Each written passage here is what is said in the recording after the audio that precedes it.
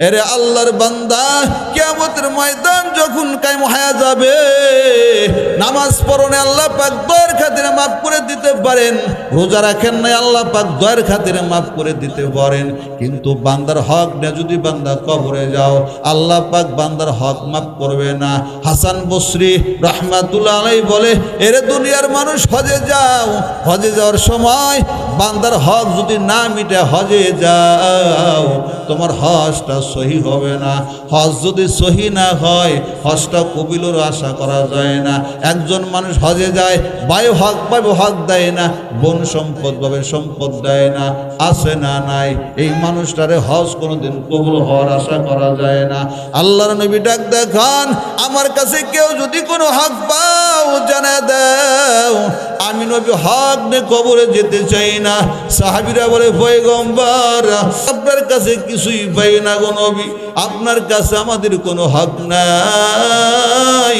অমনি একজন সাহাবীটা দেখায়, ও রাহমাতুল লিল আলামিন, আমি আপনার কাছে একটা হক পাই। কি হক পাও? ও পয়গম্বর, আমি কাফের ছিলাম, যুদ্ধের ময়দানে আপনার চাবুকের একটা আঘাত আমার শরীরের উপরে লাগছিল, ওই সময় আমি মুমিন ছিলাম না, ওই হকটা আমি আপনার কাছে পাই, আমিও আপনাকে চাবুক মেরে প্রতিশোধ নিতে চাই। এরে আল্লাহর বান্দা, নবী ডাক দেয়, এরে সাহাবীর দল, কেউ যাও আমার বাড়ির থেকে আমার চাবুকটা নিয়ে আসো। এমত অবস্থায় হাসান হোসেন কান্না করে, এরে ভাই, আমার নানা অনেকদিন হলো সুস্থ, নানার এমন সময় কষ্ট দিবি না, আমার নানার কষ্ট সহ্য করতে পারবো না, যত খুশি চাবুক আমি হাসান হোসেনের মার, আমার নবীর আঘাত করবি না। অমর ডাক দে গায়ে সাহাবী, যত খুশি চাবুক আমার আমার নবীর এমন সময় আঘাত করবি না। আবু বকর ডাক দে কয়, আমাকে মারতে মারতে মেরে ফেল, এরপর পয়গম্বরকে আঘাত করবি না। এবার সাহাবী ডাক দে কয়, না না, নবীর সাথে আমার মুআমেলা, পয়গম্বরের সাথে আমি ফয়সালা করব, তোমাদের সাথে তো আমার কোনো লেনদেন হয় নাই। আল্লাহর নবী ডাক দেয়, সাহাবীরা চুপ থাকো, তার হক আদায় করতে দাও। আল্লাহর নবী কেমন জানি পিঠটা আগায় দেয়, ওই সাহাবী ডাক দেয়, রাহমাতুল লিল আলামিন, আপনি যখন আমাকে চাদর মারে, চাবুক মারে, আমার পরনে কাপড় ছিল না, আপনার পরনে জুব্বা দেখা যায়। মায়ার নবীর কেমন জানি সাথে সাথে গায়ের জুব্বাটা খুলে দিল। আরে আল্লাহর বান্দা, ওমর পাগল হয়ে গেল, আমার নবীর আঘাত করিও না। আবু বকর ডাক দেখা, নবীর আঘাত করিও না।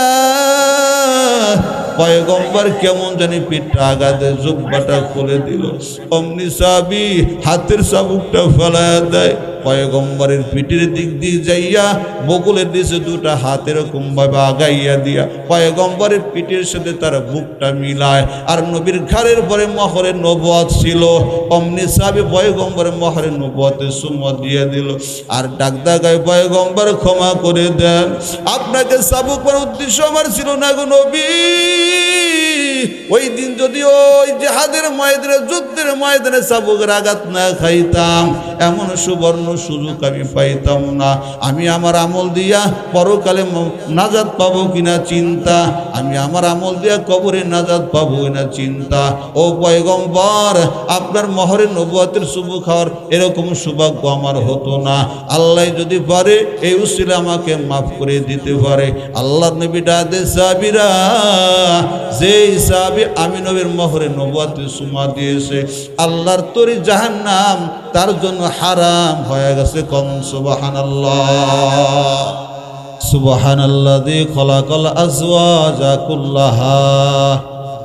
প্রতিটা বস্তু আল্লাহ পাক জোড়ায় জোড়ায় সৃষ্টি করেছে। স্বামী স্ত্রীরা নির্জনে নিবিড়ে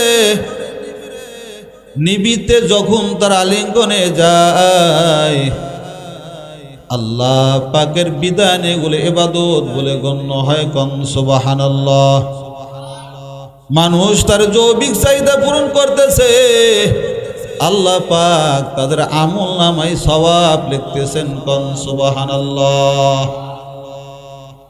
ইসলাম স্বভাবজাত ধর্ম, ইসলাম বৈরাগ্য জীবনকে সাপোর্ট করে না। বাড়ি ছাড়িয়া জঙ্গলে চলে যাবে, এটা ইসলাম সাপোর্ট করে না। ওরে আল্লাহর বান্দা, পাহাড়ের গুহায় জীবন যাপন করবাও, ইসলাম এটারে সাপোর্ট করে না। অথচ ইসলাম এর বিপরীত আল্লাহ পাক কোরআনের মধ্যে বলেন, ফাঙ্কিহু মা তাবা লাকুম মিনান নিসা মাসনা ওয়া সুলাসা ওয়া রুবা। আল্লাহ বলে, ও দুনিয়ার বান্দা, ও দুনিয়ার বান্দারা, তোমরা নারীদেরকে বিয়ে করো, 2টা বিয়ে করো, 3টা বিয়ে করো, 4টা বিয়ে করো। ফাইন কিফতুম আল্লাহ তাদিলু, আর যদি তোমাদের ইনসাফের ভয় হয়, ফাওয়াহিদ, তোমরা একটাই বিবাহ করো।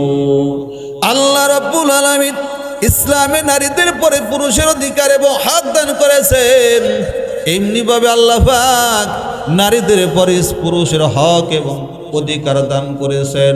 ওয়ালা হুন্না মিসলুল্লাযী আলাইহিন্না বিল মারুফ।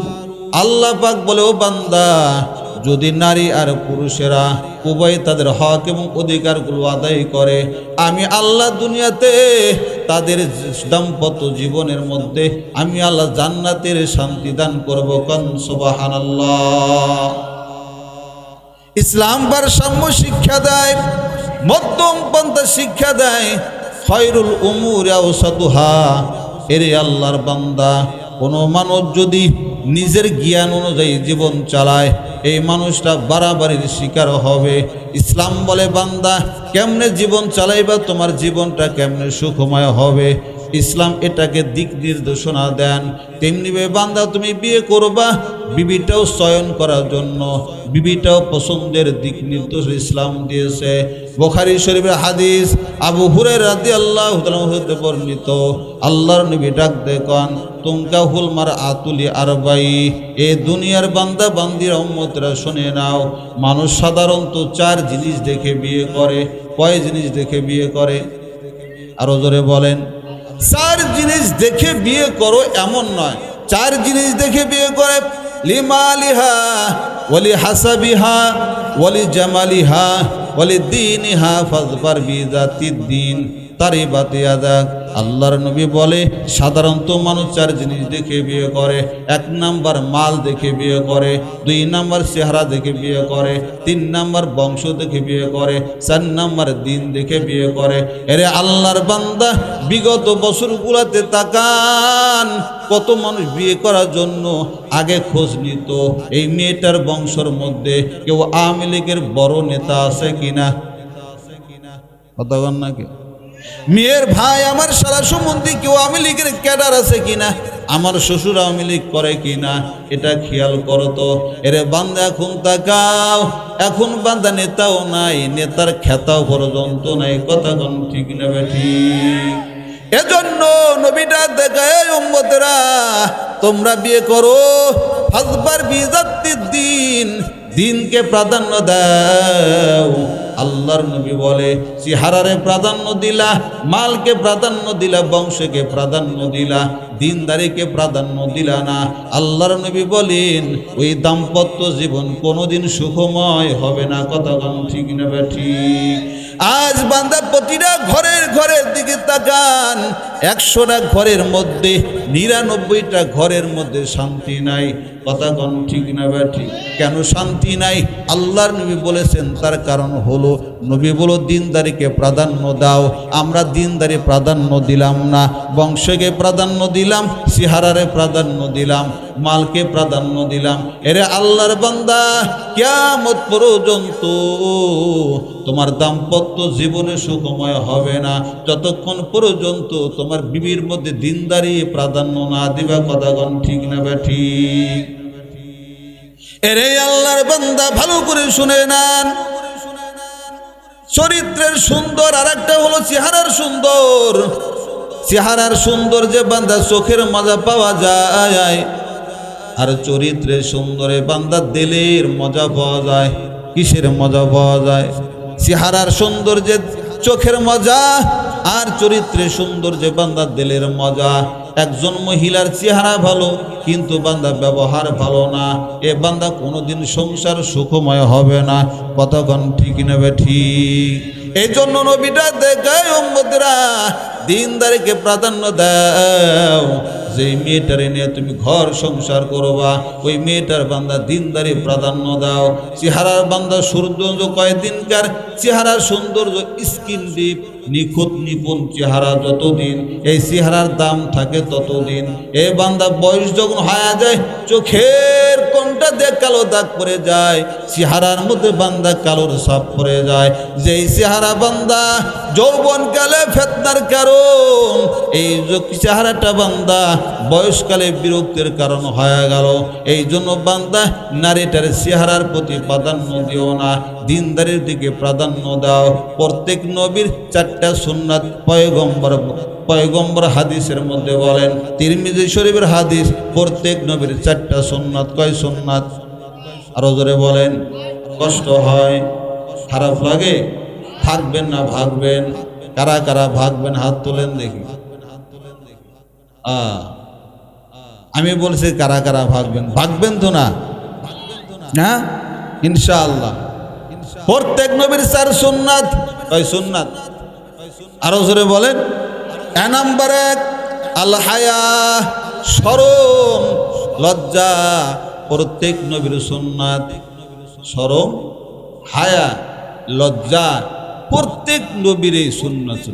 বর্তমানে এখন আর শরম লজ্জা শরম নাই, কথা কন ঠিক না? হায়া নাই, শরম নাই, নারীদের মধ্যেও নাই, পুরুষদের মধ্যেও নাই। হ্যাঁ, নারীর মধ্যেও শরম নাই, পুরুষের মধ্যেও শরম নাই। লজ্জা শরমের মাথা খেয়ে ফেললো।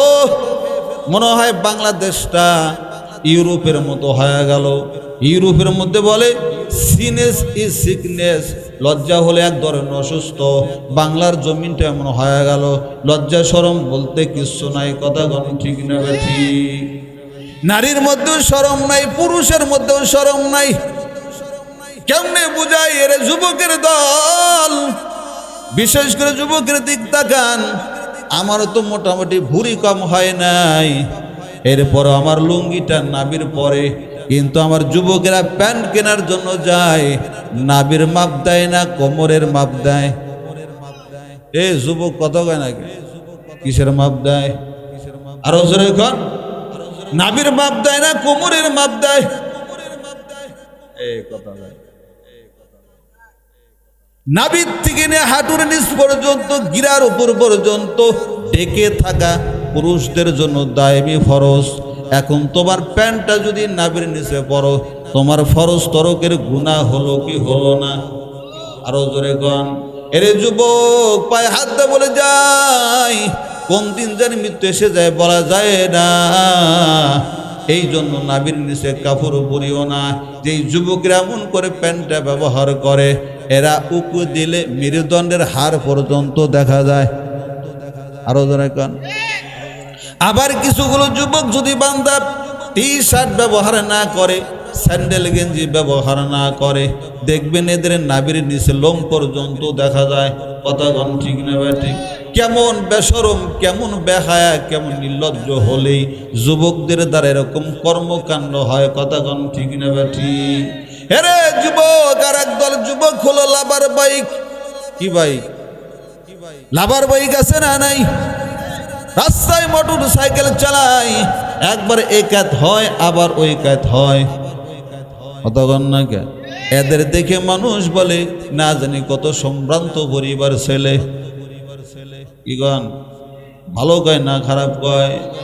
আবার এই সমস্ত যুবকদের যে প্যান্টটা হাঁটুর উপরে, হাফ প্যান্ট পরে মোটর সাইকেল চালায়। কথা কন ঠিক না ঠিক?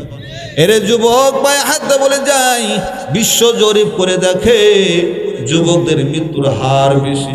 কোন দিন জানি মৃত্যু এসে গেল, এমন অবস্থায় যদি তুমি মারা যাও, এই যুবকটা আবার চিন্তা করো তোমার মৃত্যুটা কোন অবস্থায় হলো। এই জন্য যুবক পায়ে হাত বলে যাই, নিজের মধ্যে লজ্জা শরম ঢুকাও। যার মধ্যে শরম আছে, লজ্জা আছে, সে কোনোদিন নাবির নিচে কাপড় পরিধান করতে পারে না। কথা কন ঠিক নেবে ঠিক? আবার অনেক মুরব্বী বাবা আছেন, কাছার যে পুকুরে নদীতে গরু জাফাই আছে না নাই? অস্ত এগুলাই, অজেগুলাই নাই, অজেগুলাই। এখন বর্তমানে আমলি ওয়াজ নাই, বক্তার মধ্যেও আমল নাই, শ্রোতার মধ্যে আরো নাই। খালি মাটকা ফেনা ওয়াজ আর খালি জোকারগিরি যত আছে, আর কিছুগুলো বক্তা আছে যুবকদের ক্লাস কেমনে প্রেম প্রীতি করা যায় এগুলো শিখায়, আছে না নাই? এজন্য প্রত্যেক নবীর সুন্নাত, 4 সুন্নত। প্রথম নাম্বার সুন্নাত কি? হায়া শরম, কি? লজ্জা শরম। প্রত্যেক নবীর সুন্নাতের প্রথম নাম্বার সুন্নাত। এরে আল্লাহর বান্দা, মায়ার নবীর মধ্যে কেমন শরম!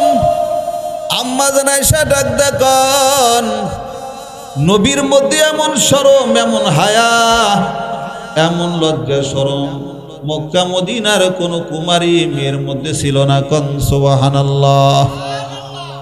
জাতির পিতা ইব্রাহিম আলাইহিস সালাম, জাতির পিতাকে নাকি মুজিব? হ্যাঁ, মুজিব হলো বন্ড জাতির পিতা। কি জাতির পিতা? বুয়া জাতির পিতা। কথা কন ঠিক না? যারে আল্লাহ পাক কোরআনের মধ্যে আখ্যায়িত করলেন মিল্লাতা আবিকুম ইব্রাহিম, ইব্রাহিম নবী সারা দুনিয়ার কোন লোক জাতির পিতা হতে পারে না। কথা কন ঠিক না ঠিক? এই জন্য এই বন্য জাতির পিতার কোথাও আর ভাস্কর্য আর মূর্তি নেই। কথা কন ঠিক না? সব জায়গায় কল্লা ভাঙ্গা,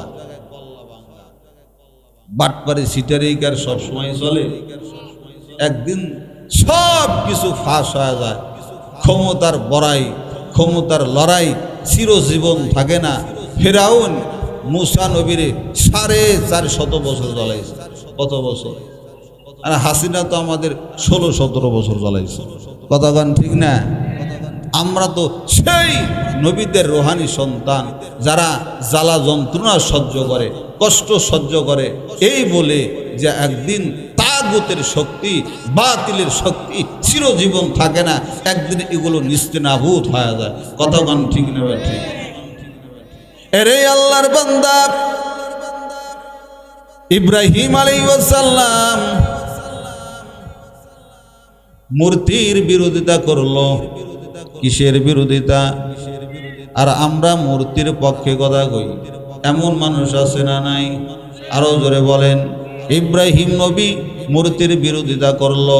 আমাদের যুবক ভাইরা 5 আগস্ট দেশ স্বাধীন করার পর বাংলার জমিনে মরে মরে যত মূর্তি আছে সব মূর্তির কবর দিল। কথা কন ঠিক না? কিন্তু দুঃখের বিষয়, বাংলার মুসলমানের ঘরের মূর্তিগুলো এখনো দূর হলো না। সুকেশের মূর্তি দূর হলো না, বিছনার চাদরের মূর্তি দূর হলো না।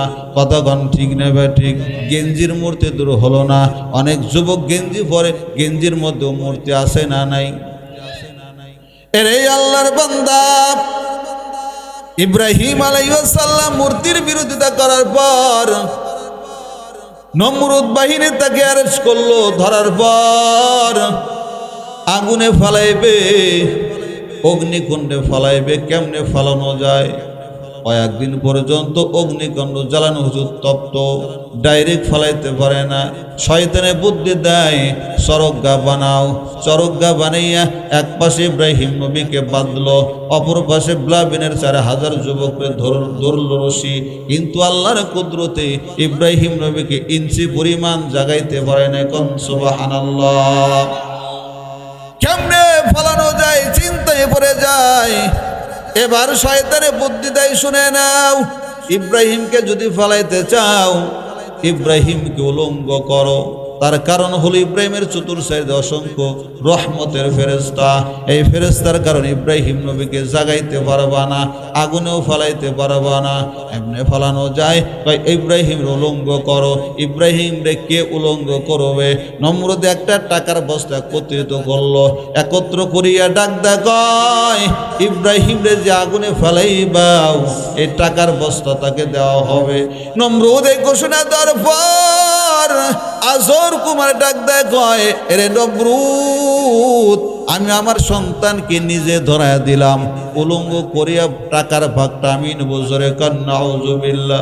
ইব্রাহিম চোখের পানি ফলায় কেন, আল্লাহ দুনিয়ায় সন্তান বিপদে পড়লে বাবাই আগায় আসে, আজ আমার বাবা আমার শত্রু হইয়া আমাকে উলঙ্গ করতে চায়।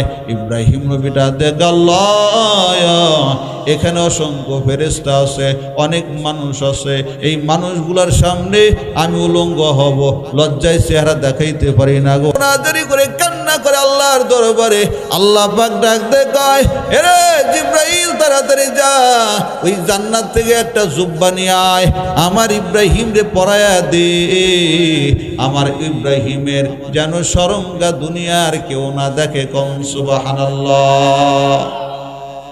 এই জন্য বান্দা প্রত্যেক নবীর 4 সুন্নাতের প্রথম সুন্নাত হলো বান্দা হায়া, শরম। নবীজি হাদিসের মধ্যে বলেন, আল হায়া শুবাতুল ঈমান, লজ্জা হলো বান্দা ইমানের অঙ্গ। একজন মানুষের যদি একটা পা না থাকে, এই লোকটাকে বলা হয় বিকলঙ্ক, এই লোকটাকে বলা হয় প্রতিবন্ধী। কথাগণ ঠিক নেবে ঠিক। যেই মানুষটার শরম নাই, এই মানুষটা ইমানদার হলেও এই মানুষটা হলো প্রতিবন্ধী ইমানদার। কথাগণ ঠিক নেবে ঠিক। লম্বা আলোচনা করবো না বান্দা, প্রত্যেক নবীর 4 সুন্নাতের 1 নাম্বার হলো বান্দা শরম, 2 নাম্বার হলো বান্দা আল ইত্র, সুগন্ধি আতর ব্যবহার করা, এটা হলো প্রত্যেক নবীর সুন্নাত। এরে আল্লাহর বান্দা, পুত পবিত্র থাকা আমাদের পূর্বপুরুষদের রীতিনীতি। আল্লাহ পাক কোরআনের মধ্যে বলেন, আল্লাহু ইউহিব্বুল মুতাতাহহিরিন, অধিক পবিত্রতা অর্জন করে আল্লাহ বড় ভালোবাসেন।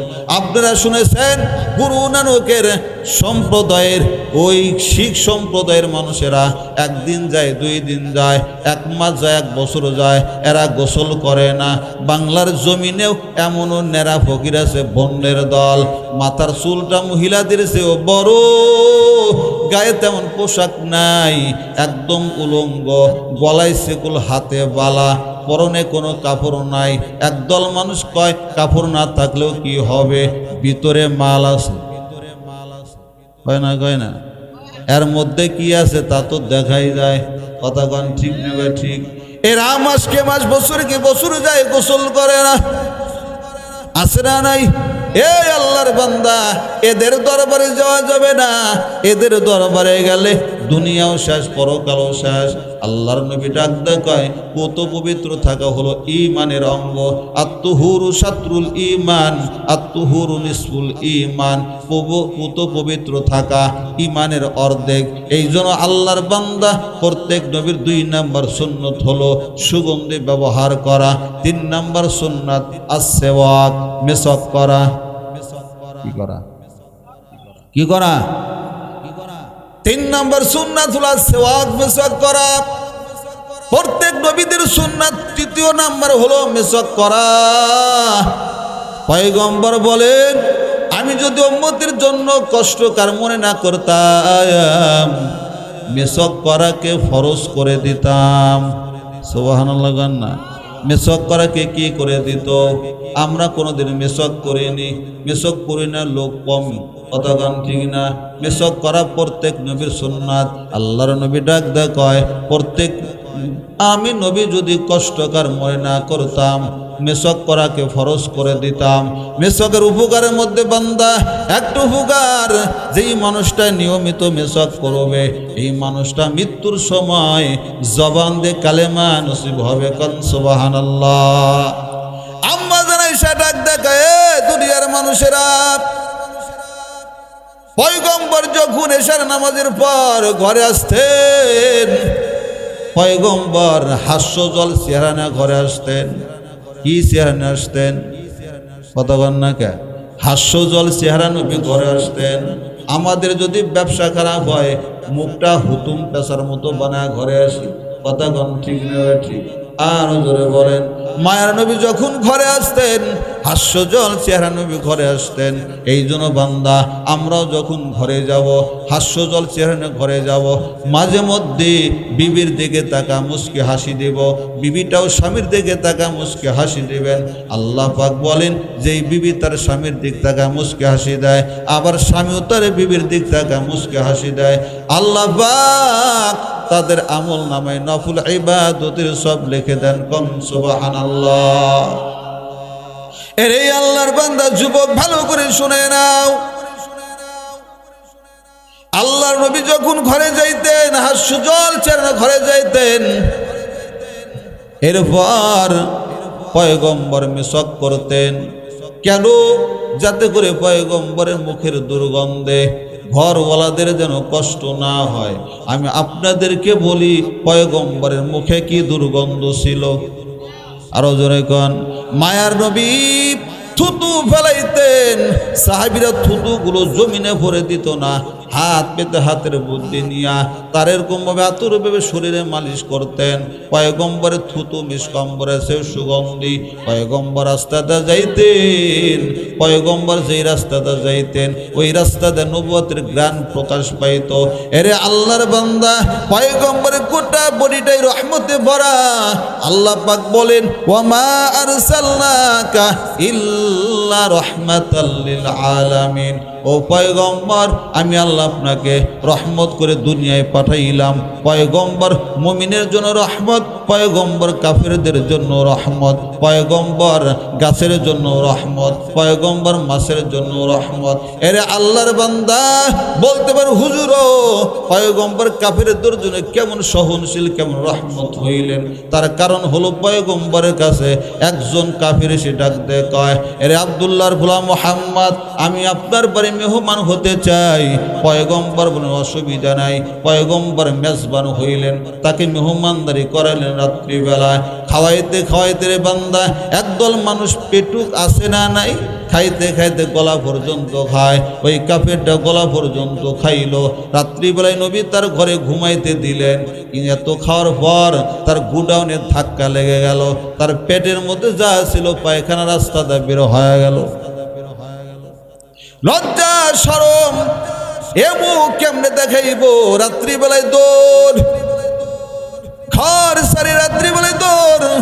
কিছু দূর যাওয়ার পর মনে পড়ে যায় আমার প্রয়োজনীয় বস্তু রেখে আসছি, না আনলে হয় না।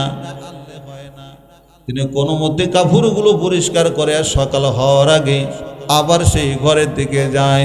কিছু দূর যাওয়ার পর লক্ষ্য করে দেখতে পাই যেই ঘরটা না পাক করেছিল পায়খানা করিয়া, দেখতে পাই পয়গম্বর নিজ হাতে বিছানা পরিষ্কার করতেছে। কোন সুবহানাল্লাহ। ওই কাফেরটা দেখে মুহাম্মদ তার দেরি করবেন না, তাড়াতাড়ি পড়ে দেন লা ইলাহা ইল্লাল্লাহু মুহাম্মাদুর রাসূলুল্লাহ সাল্লাল্লাহু আলাইহি ওয়াসাল্লাম। মায়ের নবী রাহমাতাল লিল আলামিন পয়গম্বর মৃত্যুর সময় জিন্দেগীর শেষ প্রান্তে ডাক দেয়, কয় এরে সাহাবীর দল আমি নবীর দুনিয়াতে বিদায় নিয়ে চলে যাব। আমার কাছে কারো যদি কোনো পাওনা থাকে, আমার কাছে কারো যদি হক থাকে আমি নবীরে জানায়া দাও। আমি নবী বান্দার হক নিয়ে কবরে যেতে চাই না। এরে আল্লাহর বান্দা কিয়ামতের ময়দান যখন কায়েম হয়ে যাবে, নামাজ পড়নে আল্লাহ পাক দয়ার খাতিরে মাফ করে দিতে পারেন, রোজা রাখেন নাই আল্লাহ পাক দয়ার খাতিরে মাফ করে দিতে পারেন, কিন্তু বান্দার হক নিয়ে যদি বান্দা কবরে যাও আল্লাহ পাক বান্দার হক মাফ করবে না। হাসান বসরি রাহমাতুল্লাহ আলাইহি বলে এরে দুনিয়ার মানুষ হজে যাও, হজে যাওয়ার সময় বান্দার হক যদি না মিটে হজে যাও তোমার হজটা সহি হবে না। হজ যদি সহি না হয় হজটা কবিলের আশা করা যায় না।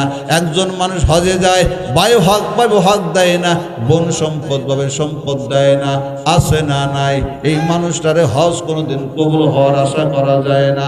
আল্লাহর নবী ডাক দেখান আমার কাছে কেউ যদি কোনো হক পাও জানা দাও, আমি নবী হক নিয়ে কবরে যেতে চাই না। না। সাহাবীরা বলে পয়গম্বর আমাদের আমরা আপনার কাছে কিছুই পাই না গো নবী, আপনার কাছে আমাদের কোনো হক নাই। অমনি একজন সাহাবীটা দেখায়, ও রাহমাতুল লিল আলামিন, আমি আপনার কাছে একটা হক পাই। কি হক পাও? ও পয়গম্বর, আমি কাফের ছিলাম, যুদ্ধের ময়দানে আপনার চাবুকের একটা আঘাত আমার শরীরের উপরে লাগছিল, ওই সময় আমি মুমিন ছিলাম না, ওই হকটা আমি আপনার কাছে পাই, আমিও আপনাকে চাবুক মেরে প্রতিশোধ নিতে চাই। এরে আল্লাহর বান্দা, নবী ডাক দেয়, এরে সাহাবীর দল, কেউ যাও আমার বাড়ির থেকে আমার চাবুকটা নিয়ে আসো। এমত অবস্থায় হাসান হোসেন কান্না করে, এরে ভাই, আমার নানা অনেক দিন হলো সুস্থ, নানার এমন সময় কষ্ট দিবি না, আমার নানার কষ্ট সহ্য করতে পারবো না, যত খুশি চাবুক আমি হাসান হোসেনের মার, আমার নবীর আঘাত করবি না। অমর ডাক দে গায়ে সাহাবী, যত খুশি চাবুক আমার আমার নবীর এমন সময় আঘাত করবি না।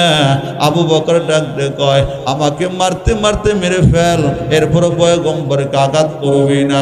এবার সাহাবী ডাক দে কয়, না না, নবীর সাথে আমার মুআমেলা, পয়গম্বরের সাথে আমি ফয়সালা করব, তোমাদের সাথে তো আমার কোনো লেনদেন হয় নাই। আল্লাহর নবী ডাক দেয়, সাহাবীরা চুপ থাকো, তার হক আদায় করতে দাও। আল্লাহর নবী কেমন জানি পিঠটা আগায় দেয়, ওই সাহাবী ডাক দেয়, রাহমাতুল লিল আলামিন, আপনি যখন আমাকে চাদর মারে, চাবুক মারে, আমার পরনে কাপড় ছিল না, আপনার পরনে জুব্বা দেখা যায়। মায়ার নবীর কেমন জানি সাথে সাথে গায়ের জুব্বাটা খুলে দিল। আরে আল্লাহর বান্দা, ওমর পাগল হয়ে গেল, আমার নবীর আঘাত করিও না। আবু বকর ডাক দেখা, নবীর আঘাত করিও না। পয়গম্বর কেমন জানি পিঠটা আঘাতে জুব্বাটা খুলে দিল। অমনি সাহাবী হাতের চাবুকটা ফেলায়া দেয়, পয়গম্বরের পিঠের দিক দিয়ে যাইয়া বকুলের দিকে দুটা হাত এরকম ভাবে আগাইয়া দিয়া পয়গম্বরের পিঠের সাথে তার বুকটা মিলায়। আর নবীর ঘাড়ের পরে মহরে নবুয়ত ছিল। অমনি সাহাবী পয়গম্বরের মহরে নবুয়তে সুম্মত দিয়ে দিল, আর ডাক দাগায়, পয়গম্বর ক্ষমা করে দেন, আপনাকে চাবুক মারার উদ্দেশ্য আমার ছিল না গো নবী। ওই দিন যদি ওই জিহাদের ময়দানে, যুদ্ধের ময়দানে চাবুকের আঘাত না খাইতাম, এমন সুবর্ণ সুযোগ আমি পাইতাম না। আমি আমার আমল দিয়া পরকালে নাজাত পাবো কিনা চিন্তা, আমি আমার আমল দিয়া কবরে নাজাত পাবো কিনা চিন্তা। ও পয়গম্বর, আপনার মহরে নবুয়তের শুভ খাওয়ার এরকম সৌভাগ্য আমার হতো না। আল্লাহ যদি পারে এই উসিলা আমাকে মাফ করে দিতে পারে। আল্লাহর নবী ডাকে, সাহাবীরা, যেই সাহাবী আমি নবীর মহরে নবুয়তে সুমা দিয়েছে, আল্লাহর তরি জাহান্নাম তার জন্য হারাম হয়ে গেছে। কোন সুবহানাল্লাহ। এই জন্য আল্লাহর বান্দা নবী শিক্ষা দেওয়ার জন্য মেসেজ করেছেন ভাই। এই জন্য আমরা যখন রাত্রি বেলায় ঘরে যাইব, ঘুমানোর আগে আমরা ব্রাশ করব। ডাক্তাররাও কয় দিনে 2 বার ব্রাশ করবা, একবার সকালবেলা আর একবার হলো ঘুমের আগে। বলে না 1400 বছর আগে নবী বলে দিয়েছেন, তোমরাও ঘরে যখন যাইবা ঘুমের আগে বান্দা মেসওয়াক করো। কেন মেসওয়াক করবা? এরে আল্লাহর বান্দা, মেসওয়াকের আগে যখন নামাজ পড়ে যখন বান্দা মেসওয়াক করবা, নামাজের আগে মেসওয়াক করে যেই নামাজটা পড়বা আর মেসওয়াক ছাড়া যে নামাজটা পড়বা, মেসওয়াক ছাড়া নামাজের সে মেসওয়াকওয়ালা নামাজের আল্লাহ পাক 70 গুণ সব বেশি দান। কোন সুবহানাল্লাহ। মেসওয়াক করে যদি বান্দা নামাজ পড়েন, জোহরের নামাজ 1 ওয়াক্ত নামাজ পড়েন, আল্লাহ পাক আমল নামায় 70 ওয়াক্ত নামাজের সব দান। কোন সুবহানাল্লাহ। এখন বলেন মেসওয়াক করার দরকার আছে না নাই? কেন মেসওয়াক করবেন বান্দা? মেসওয়াক করে যেই নামাজে দাঁড়ান, কেন মানুষ যখন নামাজে দাঁড়ায়, নামাজের মধ্যে যখন বলে আলহামদুলিল্লাহি রাব্বিল আলামিন আর রহমানির রহিম মালিক ইয়াউমিদ্দিন, এই বান্দার সামনে ফেরেশতাও দাঁড়ায় যায়। ফেরেশতা বান্দার সামনে যাইতে যাইতে যাইতে যাইতে একদম তিলাওয়াত করনেওয়ালার ঠোঁটের সাথে ফেরেশতা ঠোঁট মিলায়। কোন সুবহানাল্লাহ। এজন্য বান্দা মেসক করিও রে বান্দা, নামাজের আগেও মেসক করিও। 5 ওয়াক্ত নামাজে 5 বার ওযু করবেন, 5 বার মেসক করবেন। মেসক যদি না থাকে আঙ্গুল দিয়ে বান্দা মেসক করবেন। আল্লাহর নবীরা দেখো উম্মতেরা রে, যেই মানুষটা মেসক করে নিয়মিত মেসক করবে, এই বান্দার বিবিরা কোনোদিন ব্যভিচারে লিপ্ত হবে না। কোন সুবহানাল্লাহ। এখন আমি আপনাদেরকে বলে যাই, যেই মানুষগুলা ধূমপান করেন, বিড়ি খান, সিগারেট খান, এরা যখন রাত্রিবেলায় বিবির কাছে যান, আপনাদের মুখে কি মেশকাম্বরার গন্ধ? হ্যাঁ, কথা বলেন না কেন? মেশকাম্বরার মতো বাসনা নাকি দুর্গন্ধ? হ্যাঁ, আল্লাহর নবীরা দেখো উম্মত, রাত্রিবেলায় যখন ঘুমের ঘরে যাও, স্বামী স্ত্রীর বালিশ এক বালিশে ঘুমাইও। সুবহানাল্লাহ। কয় বালিশে? আমরা কোনোদিন এক বালিশে ঘুমাইনি। হ্যাঁ, নবী ডাক দেখায়, বিবির দিক স্বামী চেহারা করবা, স্বামীর দিক বিবি চেহারা করবা। এখন আপনি যদি বিড়ি খান, আপনার দুর্গন্ধে কি বিবি আপনাদের মুখ দিবে নাকি পিঠ দিবে? মহব্বত বাড়বে না কমবে? হ্যাঁ, অস্ত্র এগুলোই আমাদের সংসারে শান্তি নাই কেন? এই জন্য কথা কন না। আচ্ছা, ধূমপান যারা করেন, কোরআন হাদিসে যদিও ডাইরেক্ট হারাম বলে নাই, 700 টাকা দেয় ভিজিট করে ডাক্তারের কাছে গেলেন, ডাক্তারের দোকানে লেখা, চেম্বারে লেখা, স্মোকিং ইজ সুসাইড লেখা আছে না নাই? এই যুবকরা, লেখা আছে না নাই?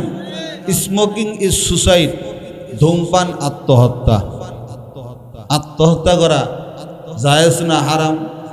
তাহলে বিড়ি খাওয়া জায়েজ না হারাম? আরো জোরে গান। ধূমপানে ফুসফুস নষ্ট হয়। দুনিয়ার সব ডাক্তার এক হয়, একটা ফুসফুস বানাইতে পারবে না। কথা গান ঠিক নেবে ঠিক?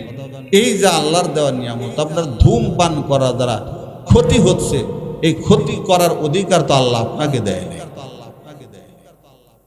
এজন্য আল্লাহর বান্দা বলতেছিলাম,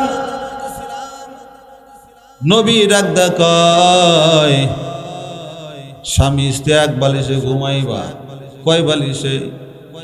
এক প্লেটে খাবার খাইবা, এক প্লেটে এক গিলাসে পানি পান করবা। আম্মা জান আয়েশা বলেন, আমি যখন মিন্স অবস্থায় ছিলাম, হায়াস অবস্থায় ছিলাম, আমি আয়েশা গিলাসের যেই জায়গায় ঠোঁট লাগা পানি পান করতাম, পয়গম্বর সেখানে ঠোঁট লাগায়া পানি পান করতো। সুবহানাল্লাহ। বরকত হবে না? আমগর বরকত হবে। এরে আল্লাহর বান্দা, আজকে স্বামী স্ত্রী মোহাব্বত নাই, ভালোবাসা নাই। কেন নাই? এই সুন্নাত গুলো আমার আপনার ঘরের মধ্যে নাই। কথা কোন ঠিক না ঠিক? একজন কালো মানুষ, কালো মানুষ আছে না নাই? এই কালো কি নিজে হইছে নাকি আল্লাহ বানাইছে? বুড়া নিজে হয়েছেন না আল্লাহ বানাইছে? অনেক মানুষ জন্মে থেকে এক পা নাই, আল্লাহ বানাইছে না, নিজেই হয়েছে। শোনেন, কালা মানুষ জান্নাতে যাবে না। কালা মানুষ কি? খাটো মানুষ জান্নাতে যাবে না। চুল পাকা, দাড়ি পাকা মুরব্বী মানুষ ও জান্নাতে যাবে না। আম্মা জান খাদিজার ঘরে পয়গম্বর গেলেন, দেখতে পান একজন বৃদ্ধা মহিলা। ডাক দেয়, খাদিজা, মহিলাকে? কয়, আমার খালা। তোমার খালাকে জানায় দাও, বৃদ্ধা মানুষ কোনোদিন জান্নাতে যাবে না। হাউমাউ করে কান্না শুরু করে দিল। আমি নিজে তো বিদ্যা হই নাই, আল্লাহ আমারে বিদ্যা বানাইছে। আমি নিজে তো কালো হই নাই, আল্লাহ আমারে কালো বানাইছে। এরে বান্দা, আল্লাহ পাক যখন মানুষকে জান্নাত দিবেন, ইউসুফ নবীর সৌন্দর্য দিয়া জান্নাত দিবে। কোন সুবহানাল্লাহ। আল্লাহ পাক যখন মানুষকে জান্নাত দান করবেন, কত খাটো মানুষ জান্নাতে যাবে না। সব মানুষকে আল্লাহ পাক আদম নবীর মতো দেহ 60 হাত লম্বা বানায় জান্নাত দিবেন কোন সুবহানাল্লাহ। এরে আল্লাহর বান্দা, আল্লাহ পাক যখন মানুষকে জান্নাত দান করবেন, ইউসুফ নবীর মতো সৌন্দর্য, দাউদ নবীর মতো কণ্ঠ, আর আমার আপনার নবীর মতো চরিত্র দিয়া জান্নাত দিবেন কোন সুবহানাল্লাহ। এরে আল্লাহর বান্দা, ওই যে কালো মানুষটা রাত্রিবেলায় ঘরে যাওয়ার পর কালো মানুষ রাত্রিবেলা আরো কালো দেখায়, কথা কোন ঠিক না? হ্যাঁ, বিবি স্বামীর দিক তাকাটা দেখো, স্বামী আমার আপনিও জান্নাতি আমিও জান্নাতি, সুবহানাল্লাহ। বউ কি গায়? আপনিও জান্নাতি আমিও জান্নাতি।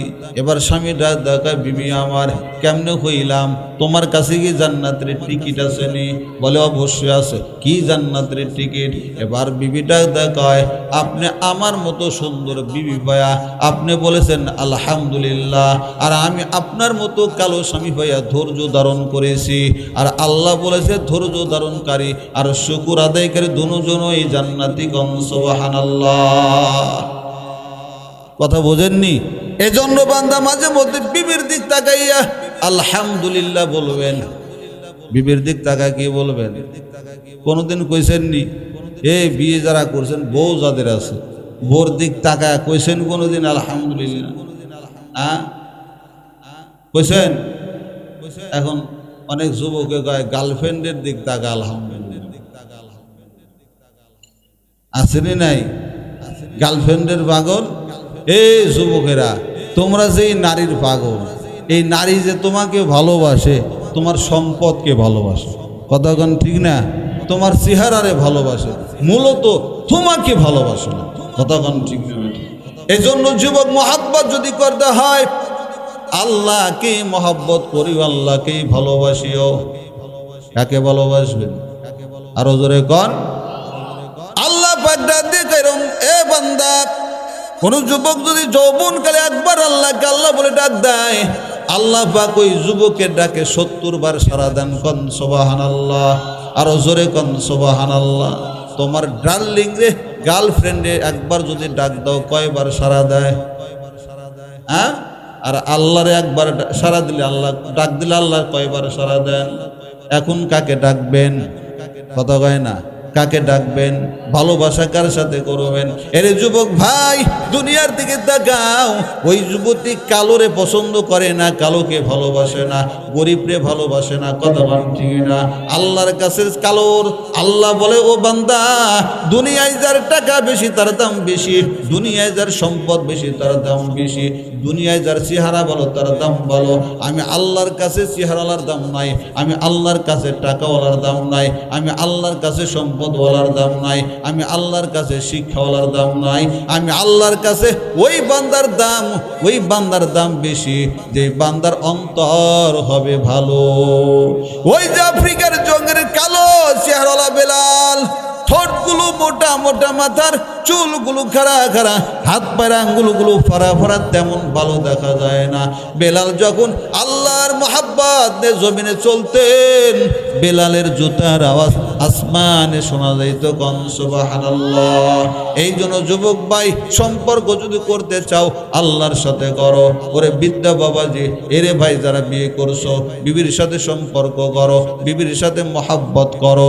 আল্লাহর নবী ডাক দেখায়, যেই পরিবারে স্বামী স্ত্রীর সম্পর্ক ভালো হয়, আল্লাহ পাক ওই পরিবারটা দুনিয়াতে জান্নাতে পরিবার হিসাবে গণ্য করেন, কোন সুবহানাল্লাহ। আজকে আমাদের স্বামী স্ত্রীর মধ্যে মহাব্বত নাই, স্বামী স্ত্রীর মধ্যে ভালোবাসা নাই, কথা কোন ঠিক না? এই আল্লাহর বান্দা কেনই থাকবে? সুন্নতগুলো চালু করে দাও, দেখবা তোমার পরিবারে শান্তি আর শান্তি। আল্লাহর নবীর কন্যা ফাতেমা রাদিয়াল্লাহু তাআলা আনহা, স্বামী স্ত্রী কেমন মহব্বত, কেমন ভালোবাসা ছিল। ফাতেমার একদিন শরীরে প্রচন্ড জ্বর। আলীটা দেখো, ফাতেমা তোমার কিছু খেতে মনে চায়নি? কি কয়? আমগর বিবিদের জ্বর হইলে, অসুখ হলে আমরা কোনোদিন জিগাই যে তোমার কিছু খেতে মনে চায়নি? কইছেন কোনোদিন? নিজের তো অসুখ হলে গরম রুটি বানায় দাও, মুড়ি বানায় দাও, চাউল ভেজে মরিচ পেঁয়াজ দা মাখায়া দাও, বলি না? কিন্তু বউ অসুস্থ হলে একদিনের জন্য তো জিগাইলাম না, তোমার কিছু খেতে বলেছি। আলী রাদিয়াল্লাহু তাআলা ডাক দেখায়, ফাতেমা তোমার কিছু খেতে মনে চায়নি? ফাতেমা ডাক দেখায়, স্বামী আমার একটা যদি ডালিম কিনে দিতেন তৃপ্তি করে খাইতাম। আলী রাদিয়াল্লাহু তাআলা একটা ডালিম কেনার জন্য বান্দা বাজারে গেল। একটা ডালিম কিনে বান্দা বাজার থেকে ফিরে আসতেছেন। এদিকে আসমানে ফেরেশতারা ঝগড়া শুরু করে দিল। একজন ফেরেশতা কয় নবীর সাহাবীরা দানশীলতা এক নম্বর, আর এক ফেরেশতা কয় থাকলে দেয় না থাকলে দেয় না, আর এক ফেরেশতা কয় থাকলেও দেয় না থাকলেও দেয়। এমনি আল্লাহ ডাক দেখায়, ও ফেরেশতা ঝগড়া করবি না, ওই যে আমার আলী যায় ডাইরেক্ট আমার আলীকে পরীক্ষা করো। অমনি একজন ফেরেশতা মানুষ বেশে ভিক্ষুক হয়ে রাস্তার মোড়ে দাঁড়ায় গেল। অমনি আলীকে দেখে ওই মানুষরূপী ফেরেশতা কাঁপতে শুরু করে দিল। আলী বলে, রে ভাই আমি তোমাকে কি হেল্প করতে পারি, আমি তোমাকে কি উপকার করতে পারি? আলী কথা বলার পরে ওই ফকির ডাক দেখায়, আলী তোমার হাতের ডালিমটাই দাও। কি কয়? আমি আপনি কইতাম ফকির তোর চোখ কই? কি কয়? এ ডালিম আমার বিবির জন্য নিয়ে যাই। আলী বলে, ফকির আল্লাহর বান্দা অন্য কিছু চাও, ডালিমটা আমার বিবির জন্য নিয়ে যাই। ফেরেশতা ডাক দেখায়, না ডালিমটাই দাও। আলী দিতে চায় না। ভিক্ষুক বেশে ফেরেশতা বারবার চায়। ফেরেশতা জানে যতক্ষণ পর্যন্ত আল্লাহর হস্তে না বলা হবে ততক্ষণ পর্যন্ত দিবে না। এবার ফেরেশতা ডাক দেখায়, ও আলী আল্লাহর হস্তে দাও। আলী ডাক দেখ, আমার আল্লাহর নাম লইছো, আমার বিবু খেতে চায়, এই ডালিমটার অর্ধেক করো, অর্ধেক তুমি খাও, অর্ধেক আমার বিবির জন্য নিয়ে যায়। অমনি আল্লাহর বান্দা অর্ধেক ডালিম দেওয়ার পর আলী বাড়ি থেকে যায়। ওই ফেরেশতা ভিক্ষুক বেশে ফেরেশতা আবার সামনের দিকে আগায়। আলী ডাক দেখায়, আবার তুমি কি বলো, কি তোমাকে হেল্প করতে পারি? এবার ওই ফেরেশতা ডাক দেখায়, আলী অর্ধেক ডালিম অর্ধেক কলিজা ঠান্ডা হয়েছে, বাকি অর্ধেক যদি দাও পুরা কলিজা ঠান্ডা হয়ে যাবে। আলী বলে, অল্পতে তুষ্ট থাকো, এ অর্ধেক আমার বিবির জন্য নিয়ে যায়। বারবার চায়, আলী দিতে চায় না। ফেরেশতা ডাক দেখায়, আল্লাহর হস্তে দাও। আলী বলে, আমার আবার আল্লাহর নাম লইছো? আল্লাহকে আলী কত ভালোবাসতেন। একদিন আলী হোসেনকে কোলে লইয়া গালে চুমা দেয়। ডাক দেখায়, বাবা আমাকে গালে চুমা দিলেন কেন? তোমাকে মহাব্বত করি, ভালোবাসি, আমাকে মহাব্বত করেন, ভাইকে মহাব্বত করেন না। তোমার ভাইকে মহাব্বত করি, ভাইকে মহাব্বত করেন, মাকে মহাব্বত করেন না। তোমার মাকে মহাব্বত করি, মাকে মহাব্বত করেন, নানাকে মহাব্বত করেন না। তোমার নানাকে মহাব্বত করি, নানাকে মহাব্বত করেন, আল্লাহকে কি মহাব্বত করেন না? আলী ডাক দেখা, হুসাইন রে জটিল একটা প্রশ্ন করেছো, তোমাকেও মহাব্বত করি, তোমার ভাইকেও মহাব্বত করি, তোমার মাকেও মহাব্বত করি, তোমার নানাকেও মহাব্বত করি, আল্লাহকে কেমন মহাব্বত করি জানো? তোমার নানা যদি যুদ্ধের ময়দানে ডাক দেয়, তোমার মতো হুসাইনকে আসার মেরে জমিনে ফালাইয়া আল্লাহর ডাকে সারা দিয়ে যুদ্ধের ময়দানে যাব। কোন সুবহানাল্লাহ। আলী আবার ডাক দেখে, ভাই আবার আমার আল্লাহর নাম লইছো? বাকি অর্ধেক ডালিম আলী তাকে দিয়ে দিল। এখন বাড়ি দেখে যায়, এক পা যায় দুই পা ভয়টায়, আর মনে মনে কয় একটা ডালিম বিবিরে দিতে পারলাম না। আলী নিজের কাছে নিজেই ধরা, কতক্ষণ ঠিক নেবে ঠিক। এরপরে আলী বাড়িতে যখন গেল, বাড়িতে যাওয়ার পরে দেখতে পায় ফাতেমা অসুস্থ, বিছানায় শোয়া ছিল। এখন ফাতেমা উঠিয়া হাঁটাহাঁটি করে। কোন সুবহানাল্লাহ। আলী ডাক দেখায়, উঠিয়া যেহেতু হাঁটাহাঁটি করে, ডালিমের কথা মনে নাও থাকতে পারে।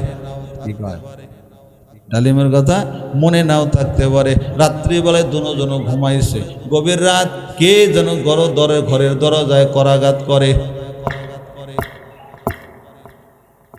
আলী রায় দেখায়, কে? দরজা খোলো, আনা সালমান ফার্সি, তোমার জন্য সুসংবাদ, আল্লাহ তোমার জন্য জান্নাত থেকে ডালিম পাঠিয়েছে। আরো জোরে গন্না। অমনি আলীর মনে পড়ে গেছে, ওই যে রাস্তার ধারে এক ভিক্ষুকরে একটা ডালিম দিয়েছিল। দরজা খুলে দিল। সালমান ফার্সি একটা থলি, একটা ব্যাগ হাতের মধ্যে দেওয়ার পর আলী এবার ডালিম গুনতেছে।